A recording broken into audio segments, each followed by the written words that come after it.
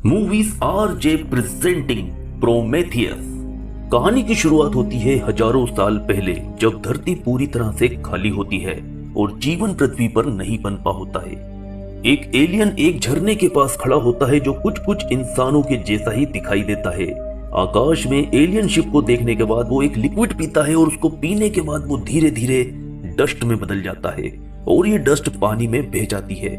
पानी में मिलने के बाद ये डस्ट डीएनए का फॉर्म ले लेती है, जिससे पृथ्वी पर जीवन की शुरुआत हो जाती है। इसके बाद अगले सीन में दिखाया जाता है कि 35,000 साल बीत चुके हैं और साल 2091 चल रहा है और कुछ वैज्ञानिक गुफाओं में कुछ खोज रहे होते हैं। तभी उन्हें गुफा की दीवार पर एक ड्राइंग बनी हुई मिलती है। उस ड्राइंग में एक आदमी सितारों की ओर इशारा करता हुआ दिखाई देता है और इस ड्राइंग को देखने के बाद वो सभी बहुत एक्साइटेड हो जाते हैं। उनके एक्साइटमेंट का कारण ये भी था कि ऐसी ही ड्राइंग दुनिया भर में और भी कई जगह पर उनको मिल चुकी थी, लेकिन इन साइट्स में हजारों किलोमीटर की दूरी थी और 30-35 हजार साल पहले ना तो एरोप्लेन था ना ही ऐसा कुछ और जरिया था। वो हैरान थे कि हर जगह इतनी दूरी के बाद भी हमें ऐसी ही ड्राइंग क्यों मिलती है। वो लोग अनुमान लगाते हैं कि जिस नक्षत्र की ओर इस ड्राइंग में इंडिकेट किया गया है, शायद हम इंसानों को बनाने वाले वहीं रहते हैं और हम इंसानों को इनवाइट करने के लिए उन्होंने ये पिक्चर बनाई है। अगले सीन में दिखाया जाता है कि 17 लोगों की एक टीम स्पेसशिप में बैठकर इसी नक्षत्र के लिए रवाना होती है। इस स्पेसशिप में सभी 17 लोग स्लीपिंग चेम्बर के अंदर रहते हैं और इन्हें यहाँ 28 महीने रहना होता है और इन 28 महीनों में शिप की देखरेख के लिए डेविड को रखा जाता है, जो कि इंसान नहीं बल्कि एक रोबोट था। अब 28 महीने की लंबी यात्रा के बाद स्लीपिंग चेम्बर से एक एक करके सबको उठाया जाता है, क्योंकि वो अपनी मंजिल पर पहुंच गए होते हैं।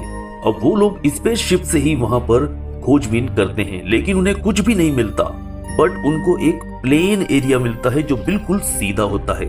इनमें से एक कहता है कि प्रकृति कभी भी सीधी लाइन में कुछ भी नहीं बनाती है। उसके पास जाने पर उनको एक गोल स्ट्रक्चर दिखाई देता है। पायलट शिप को वहीं लैंड कराता है। पूरी टीम खुश और बहुत हैरान थी, क्योंकि ये कोई गोल स्ट्रक्चर नेचुरल नहीं था। इन साइंटिस्ट में से एक बोलता है कि हमें अभी वहां जाना चाहिए, लेकिन पायलट कहता है कि 6 घंटे में रात होने वाली है, इसलिए अब हम कल सुबह वहां जाएंगे। लेकिन एक साइंटिस्ट कहता है कि मुझे लगता है कि हमें अभी जाना चाहिए, मैं देखना चाहता हूं कि वहां क्या है। इसके बाद सभी अपना स्पेस सूट पहन लेते हैं और उस जगह जाने को तैयार हो जाते हैं। यहाँ के एनवायरनमेंट में कार्बन डाइऑक्साइड 3% से ज्यादा होती है, इसलिए सभी स्पेस सूट पहनते हैं और हेलमेट में ही सांस लेते हैं। सभी के साथ साथ डेविड भी हेलमेट पहनता है। तो चार्ली उसे कहता है कि तुम्हें हेलमेट की क्या जरूरत, तुम तो एक रोबोट हो। तो डेविड उससे कहता है कि मैं हेलमेट पहन रहा हूँ ताकि मैं इंसानों की तरह दिख सकूं। चार्ली डेविड से हमेशा ऐसे ही बर्ताव करता है। वैसे डेविड एक रोबोट है और उसे इससे कोई फर्क नहीं पड़ता। अब ये सभी उस स्ट्रक्चर के अंदर जाते हैं और अंदर जाने के बाद अपने स्कैनर छोड़ देते हैं ताकि वो पूरे अंदर के एरिया को स्कैन करके उसका नक्शा तैयार कर सके। स्कैनर से मिलने वाले डाटा से स्पेसशिप में डिजिटल 3D नक्शा तैयार होने लगता है। आगे जाने पर ये लोग एक ऐसी जगह पहुंच जाते हैं जहां ऊपर से पानी की बूंदें गिर रही होती हैं। एक साइंटिस्ट कहती है, देखो यहाँ धूप की वजह से पानी गर्म हो रहा है, यहाँ कितनी नमी है। तभी चार्ली अपने मॉनिटर में देखता है और कहता है कि यहाँ का माहौल तो पूरी तरह से सुरक्षित है, यहाँ कार्बन डाइऑक्साइड का स्तर बिल्कुल सही है। अब चार्ली अपना हेलमेट उतारने लगता है। उसकी प्रेमिका डॉक्टर शॉ उसको कहती है, चार्ली पागल मत बनो, हेलमेट मत उतारो। लेकिन चार्ली हेलमेट उतारता है और उसे कुछ नहीं होता, क्योंकि वहां का वातावरण पूरी तरह से सुरक्षित होता है। इसके बाद एक एक करके सभी अपना हेलमेट उतारते हैं और आगे जाने पर डेविड को दीवार पर कुछ निशान दिखाई देते हैं और उन निशानों पर कुछ चिपचिपा पदार्थ होता है। अब डेविड उन चिन्हों के ऊपर अपनी उंगलियों से कुछ रेखाएं खींचता है। दरअसल डेविड रोबोट है, इसलिए वो अपनी आर्टिफिशियल इंटेलिजेंसी के जरिए इन चिन्हों को समझ जाता है। फिर हमें दिखाया जाता है कि डेविड के ऐसे करने पर कुछ चमकदार अजीब सी आकृतियां गुफा से होकर गुजरती हैं। ये देखकर हर कोई डर जाता है, लेकिन ये लोग उनका पीछा करते हैं। वो देखते हैं कि ये आकृतियां आगे जाकर एक दरवाजे के पीछे जाती हैं, लेकिन इनमें से एक परछाई वहीं पर दरवाजे में दब जाती है और ये चमक बंद हो जाती है। जब टीम टॉर्च मारकर वहां देखती है तो वहां पर एक बड़ी सी डेड बॉडी उनको मिलती है, जिसका केवल धड़ होता है। वो समझ जाते हैं कि जैसे हमारी दुनिया में सीसीटीवी होता है, वैसी ही टेक्नोलॉजी ये लोग भी यूज करते हैं। और ये जो सब कुछ इन्होंने देखा होता है वो सब पहले की फुटेज होती है जो आखिरी बार रिकॉर्ड की गई थी। वैसे ये बॉडी इंसानों जैसी ही होती है, लेकिन इसका साइज थोड़ा बड़ा होता है। कार्बन डेटिंग से पता चलता है कि ये बॉडी 2000 साल पुरानी है। टीम के दो साथी ये सब देखकर डर जाते हैं और कहते हैं कि हम दोनों शिप में वापस जा रहे हैं क्योंकि हमारा यहाँ कोई काम नहीं है, और वो वापस शिप के लिए चले जाते हैं। बॉडी का सर दरवाजे के उस तरफ था, इसलिए वो लोग इसे खोलने की कोशिश करते हैं। तभी डेविड दीवार पर कुछ सिंबल को देखता है और उन पर अपनी उंगलियां टच करता है और दरवाजा खुल जाता है। दरवाजे के पीछे इस बॉडी का सर पड़ा होता है और यहाँ पर इंसान के चेहरे की एक बहुत बड़ी मूर्ति बनी होती है।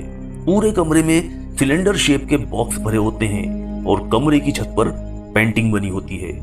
डॉक्टर शॉ देखती है कि पेंटिंग चेंज होने लगी थी। दरअसल उनके वहां आने से वहां के कमरे का एनवायरनमेंट चेंज हो जाता है, जिससे वो पेंटिंग पिघलने लगी थी। फिर शॉ उनसे कहती है कि हमारी वजह से यहाँ के माहौल में कुछ बदलाव आ रहा है, हमें यहाँ से तुरंत जाना होगा। अब डेविड जो एक रोबोट है देखता है कि बर्तन में कुछ काले रंग का तरल निकल रहा है, और जब वह इस लिक्विड की जांच करता है तो वह कहता है जीवन के निशान, यानी एलियंस यहाँ नई प्रजातियां पैदा कर रहे थे, बिल्कुल ठीक वैसे ही जैसे इन्होंने इंसानों को बनाया। डॉक्टर शॉ जल्दी जल्दी एलियंस के सर को पैक करके रखती है। तभी स्पेसशिप से उनको कॉल आता है। उनको बताया जाता है कि तूफान आने वाला है, इसलिए जल्दी से सभी वापस आ जाओ, 15 मिनट में हम शिप के दरवाजे बंद कर देंगे। और डॉक्टर शॉ जल्दी से एलियन के सिर को बैग में रखती है। वहीं डेविड चोरी से एक सिलेंडर को रख लेता है। वो सभी स्पेसशिप की ओर बड़ी तेजी से जाते हैं और उनके पीछे पीछे तूफान आ रहा था। डॉक्टर शॉ के हाथ से एलियन का सिर वाला बैग गिर जाता है, जिसको वापस लेने के चक्कर में डॉक्टर शॉ और चार्ली दोनों तूफान में फंस जाते हैं। तब डेविड उन दोनों की जान बचाता है। शिप में आने पर उनको पता चलता है कि जो 2 साइंटिस्ट इनसे पहले शिप के लिए निकले थे वो अब तक शिप पर आए ही नहीं थे। दरअसल वो गुफा में रास्ता भटक जाते हैं और वहीं फंस जाते हैं। क्योंकि गुफा के बाहर तूफान चल रहा था, इसलिए शिप का कैप्टन वायरलेस पर उन लोगों से कहता है कि आज रात तुम दोनों वहीं रुक जाओ, हम कल सुबह तुम्हें लेने आएंगे। डेविड जो सिलेंडर वहां से लाया था उसे वो खोलता है, जिसमें 3 ट्यूब होते हैं। इन ट्यूब्स के अंदर डीएनए होता है। डेविड इस लिक्विड में से एक बूंद अपनी उंगली पर ले लेता है और चार्ली के पास जाता है और उससे पूछता है कि आप अपने सवालों का जवाब जानने के लिए किस हद तक जा सकते हैं। चार्ली कहता है किसी भी हद तक। तब डेविड उस बूंद को ड्रिंक में मिलाकर चार्ली को दे देता है। दरअसल वो जानना चाहता था कि इस डीएनए का इंसानी शरीर पर क्या इफेक्ट होता है।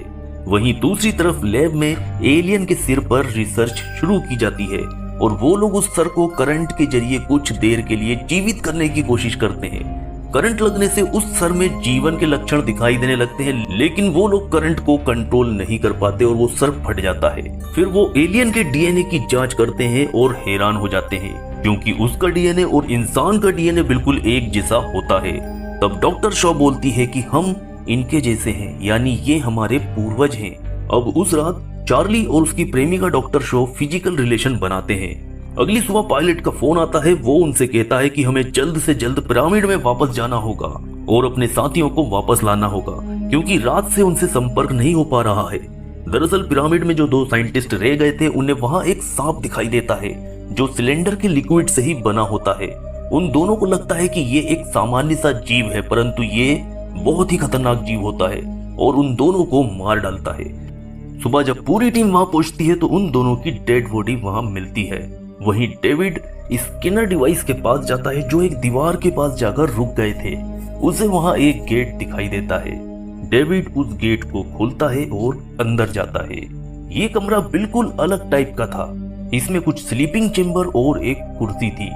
डेविड को वहां पर कुछ बटन दिखाई देते हैं और जब वो उन बटनों को दबाता है तो एक बार फिर से वैसा ही प्रेजेंटेशन चालू हो जाता है जैसा एक दिन पहले दिखाई दिया था। वो देखता है कि एक एलियन आता है और कुर्सी पर बैठता है और कुछ बटन दबाता है और उसके बाद पूरे ब्रह्मांड का नक्शा दिखाई देने लगता है और पता लगता है कि एलियंस इस ग्रह से पृथ्वी पर जा रहे होते हैं।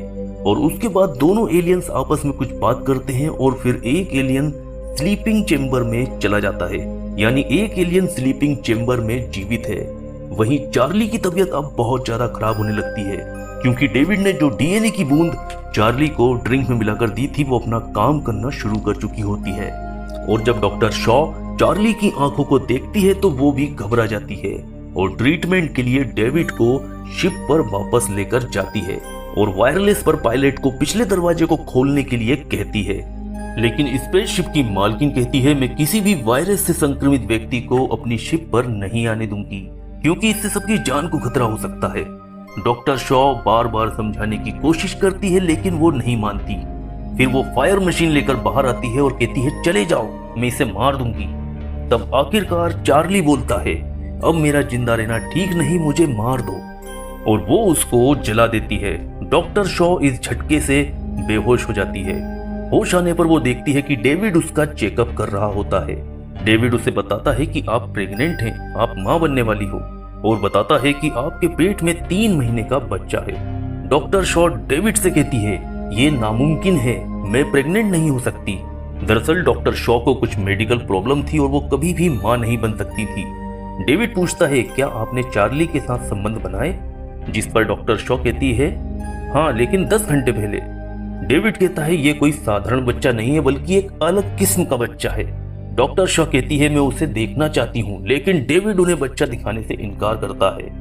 डॉक्टर शॉ कहती है, मैं इसे अपने पेट से निकालना चाहती हूँ, लेकिन डेविड बोलता है, ये संभव नहीं है, हम आपको वापस स्लीपिंग चेंबर में रखेंगे और आपके पृथ्वी जाने पर आपका इलाज करेंगे। तभी डॉक्टर शॉ को दर्द शुरू हो जाता है। डेविड उसे एक इंजेक्शन देता है और वो बेहोश हो जाती है। दरअसल डेविड ने जो डीएनए की बूंद चार्ली को दी थी, ये उसके ही कारण हुआ था और डेविड ये जानता था। जब डॉक्टर शॉ को होश आता है तो वो पाती है कि उसे स्लीपिंग चेंबर में रखा जा रहा है। वो उनसे लड़ती है और उनको मारकर दूसरे कमरे में भाग जाती है, और उस कमरे में बहुत ही एडवांस मशीन होती है जो दिखने में तो स्लीपिंग चेंबर की जैसी होती है लेकिन हर तरह के ऑपरेशन करने में कैपेबल होती है। वो उस मशीन को ऑपरेट करती है और सिजेरियन ऑपरेशन का कमांड देती है। वो उसमें लेट जाती है और फिर हमें दिखाया जाता है कि मशीन बेहद एडवांस तरीके के साथ काम करती है और उसके पेट से एक अजीब सा दिखने वाला जीव निकालती है। डॉक्टर शॉ जैसे तैसे उस कमरे से भागकर उस जीव से, उस क्रिएचर से अपनी जान बचाती है। वहां से डॉक्टर शॉ दूसरे कमरे में जाती है जहां वो देखती है कि उसकी पूरी टीम एक बूढ़े के सामने खड़ी है जो अभी अभी स्लीपिंग चेंबर से उठकर आया है।